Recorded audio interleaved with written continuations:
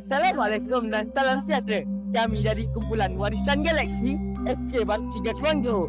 Target projek reka cipta kami ialah Kompleks Menara Johor. Untuk projek kami mengambil inspirasi daripada dua buah bangunan ikon di Malaysia yang sangat dekat dengan hati rakyat Malaysia. Rekaan bangunan kami yang berbentuk keris diinspirasikan oleh Menara 118, manakala tanjak pula diadaptasi daripada bumbung Masjid Negara. Kompleks Menara Johor yang merupakan bangunan ikonik yang kami pilih untuk projek reka cipta kami melambangkan kesatuan budaya pelbagai kaum di Malaysia yang berpadu dalam satu binaan harmoni. Reka bentuknya menggabungkan tanjak dan keris sebagai identiti masyarakat Melayu, gerbang bercirikan seni bina masyarakat Cina serta kolom dan tempayan yang menjadi lambang masyarakat India. Kubah Islam pula menyerahkan nilai spiritual dan kesejahteraan umat.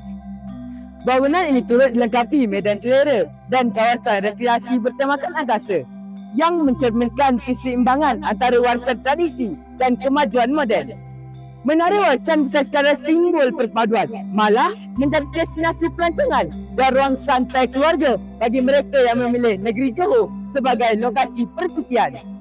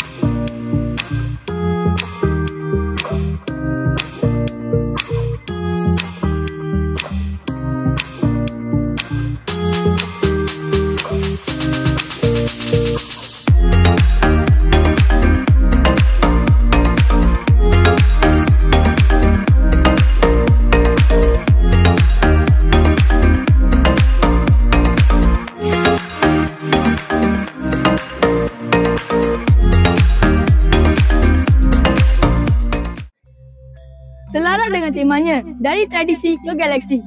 Setiap komponen seni bina disatukan dengan harmoni, menggambarkan kekuatan warisan bangsa yang terus hidup dan berkembang menuju masa depan penuh harapan.